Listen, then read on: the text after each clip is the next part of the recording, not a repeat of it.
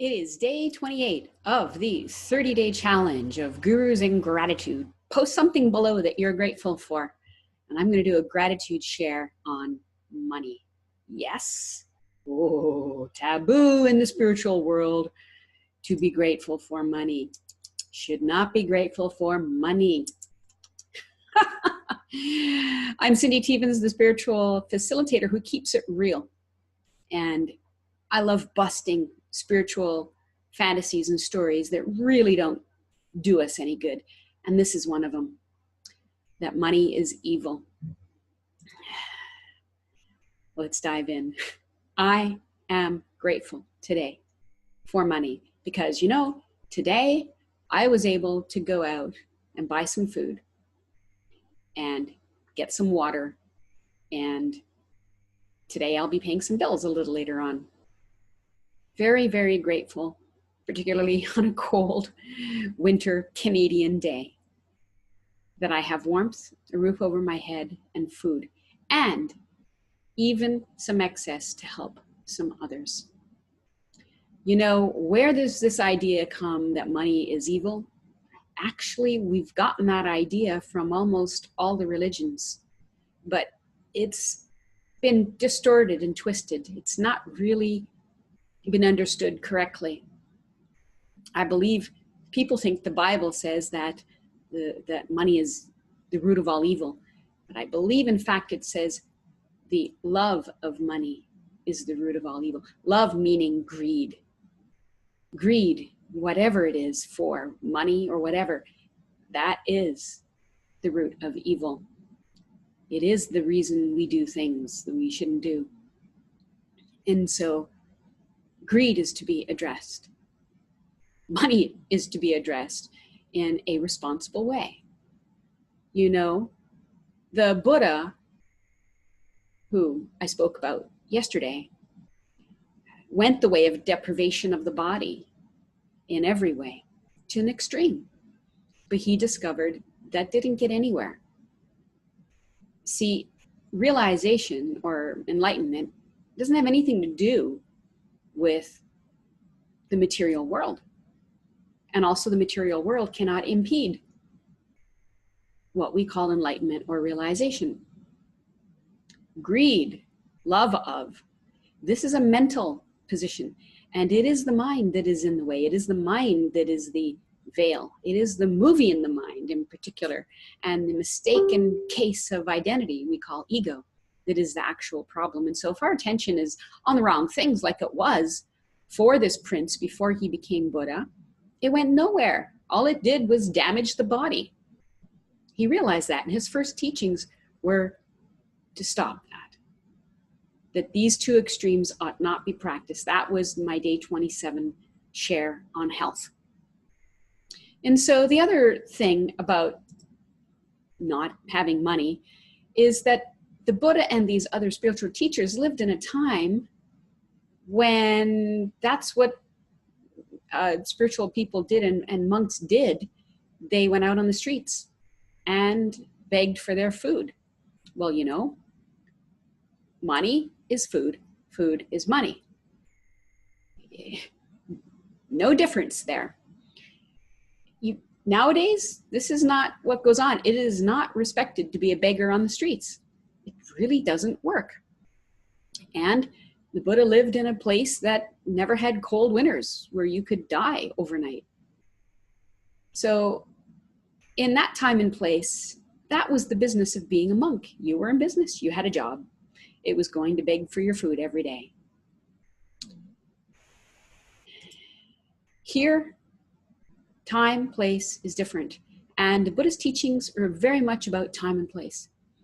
Doing the right thing holistically for the moment includes all of the time and all of the place. It includes everything.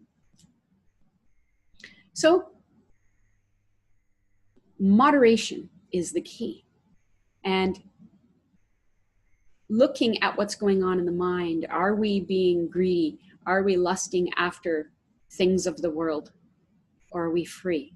Free to have things of the world and free to let things of the world go. This is the middle way. So when there's money, appreciate money. And when there's not money, appreciate whatever there is, because there is always something to appreciate, to be grateful for. And that is why we're doing this 30-day gratitude challenge, to learn to be grateful no matter what, to step out of the little mind that is so poverty-stricken or anger or fear, the whole movie, really. Being grateful and feeling how it feels in the body when you're grateful takes you out of the mind. And so I hope you indulge. I hope you've been following me. If you haven't, start your own. Start your own now. Start it today. Start your own 30-day challenge, or start it at the end when I complete here. I hope you join me for the next 2 days we have here together on the 30-day Gurus and Gratitude Challenge, where I bring a guru quote forward. So one of my favorite gurus was Papaji. And in an interview, Papaji once said, "Have you come here not to eat, not to sleep? Are you here only to earn money? Money that you will leave behind you when you die?" I'm not saying don't earn money at all. I'm simply saying earn, work, and live well. But don't get lost with these things. Don't forget that you have come here to have peace, not to earn money. So, your purpose, your sole purpose, is it to earn money that you're going to leave behind? What is the point of that? Earn, work, and live well. The Buddha taught right livelihood. This is working. It includes working and doing something that causes no harm. That's what right livelihood is. So do not be lazy. You must have a livelihood. The monks who begged had a livelihood. If you have money limitations because you were raised with parents who thought money was evil, how many of you heard these things? Did you hear money doesn't grow on trees? I heard it. I heard terms like rich bitch. Ooh, not nice, not pretty. There's all kinds of words that maybe you say or think without thinking, without noticing, that affect your relationship with money. And of course, that relationship is only in your mind. And so it behooves you to change your relationship with money, because one of the things I learned a long time ago that really helped me in the way of money was that one of the best ways to help the poor is to not be one of them. You see, the poor can't help the poor with money. And money is a necessity in our culture, in our country. It's a necessity for life. And so don't shun it. Walk the middle path. It is your responsibility to learn to handle money, to learn to not be attached to money and yet to make good money. And that brings me to a favorite podcaster of mine. His name is Chris Harder. And his slogan is, "When good people make good money, great things happen." You can go find his podcast. It's called For the Love of Money. He says, when good people make good money, they do great things. And everyone has the right to an abundant lifestyle and the responsibility to help others have the same. There's lots of ways to do that. And it's a good thing, you know, that when we are poor, that not everybody is poor, that hopefully somebody in your realm has some money, has some resources, has some abundance that they can help. And what goes around comes around. There's a time when I was very poor and people helped me with money. And now the tables have turned a little bit and I'm able to give back. And that's just how it goes. So receive gratefully, give gratefully, be responsible, manage your money well. I'm going to go online to see who we have. If there's anybody here with a question, comment on this in the Ego to Enlightenment group that we have, where we're discussing everything from ego to enlightenment. Yes, and even money.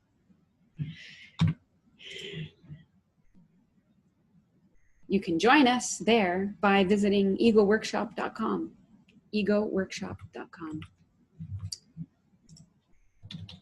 Because actually, very soon I'm going to be starting a new ego workshop.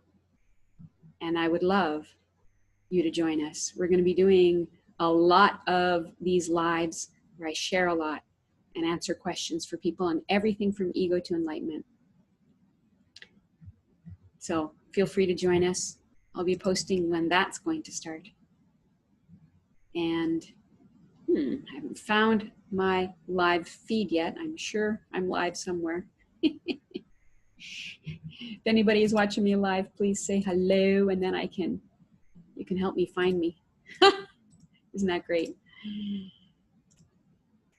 There, Facebook even hides me from me. I'll be posting when that's going to start. How does that work? Okay, I have found it. There is Bonnie. Hi, Bonnie. Hi, Lisa. Bonnie says, although I have found those without seem to be the most thoughtful and willing to share whatever little bit they have. Yes and no. When you don't have anything, it's really hard to share. But those who've been there are willing to share. I have to agree with that. Those who've been there. But you know what? I've even met some people who've never been there, and they've got the most generous hearts. It's just that what's important to them, what's the most important thing, that their heart is in the right place. I mean, the only reason that I am able to come to you the last 3 years is because of the generosity of an angel. And he's never been there. But money isn't the most important thing to him, even though he has a lot of it. Maybe that's why it's not the most important thing, because he has a lot of it. It's just his heart is in the right place. And he gives freely. He doesn't want interest. He doesn't even want the principal back. This is extremely unusual. I have to admit, I haven't seen it very often. Except in family. I have not seen it really anywhere that someone is willing to give any substantial amount of money and not even get a receipt to write it off. It's astounding, really. And it is really heartwarming and it's encouraging. Yes, he's a wonderful angel.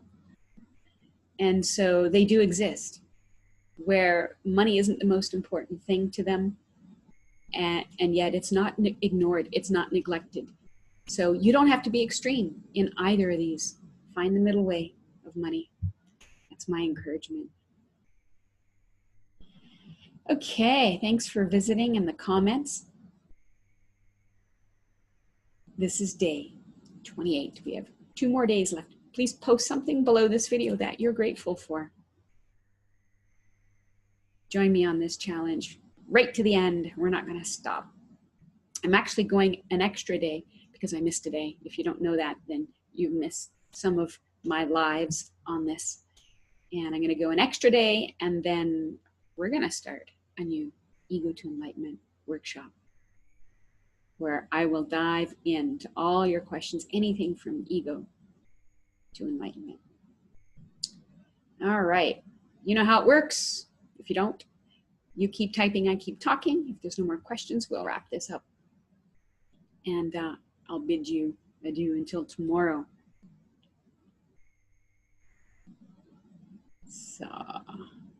So far, no comments, no questions. I will then give you a moment, because there's a lag. A lag between when you hear these words, when you type a response, and when I see the response.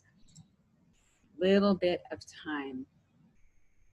I also have a question going on right now on my profile. I ask, if you could fix just one thing about ego, what would it be? Love to hear your response if you haven't already put one there. Someone just said that it stops singing before I go to bed. Then it goes on and on. Yeah, I've experienced that too. Funny how we all have had the same experience. The content is different, what's going on in the mind, but we've all had the same experience, like an unwillingness to be less stubborn. Yes. I'd put it in the passenger seat for advice only. This driving bit is BS. That's great. And we have, yeah, wanting it to be aligned with my soul completely. Love only. Except with judgment instead of grabbing a thought and believing it how it is. Yes. It's constant need to be right. Everybody knows that one. Funny, eh? Everybody knows this. It's a universal experience. Someone said, ego doesn't get a vote. That's a way. Wishing for a softer, more gentler voice. And to stop feeding it, stop giving it power. Yeah, the emotional roller coaster is what someone described it as. Yeah, and someone else, the mind story of sadness. See, the content is different often, but the phenomena is the same. The structure of how that happens is the same. And we're going to dive into that more in the Ego to Enlightenment workshop. So there we go. Let's see if anybody has now commented again. Bonnie says, grateful for you and your angel. No kidding. I am so grateful for this angel. Now we have a business model operating that looks sustainable. So far, so good. Meaning we don't need any more angel money, which is just fantastic. It's been quite a trip.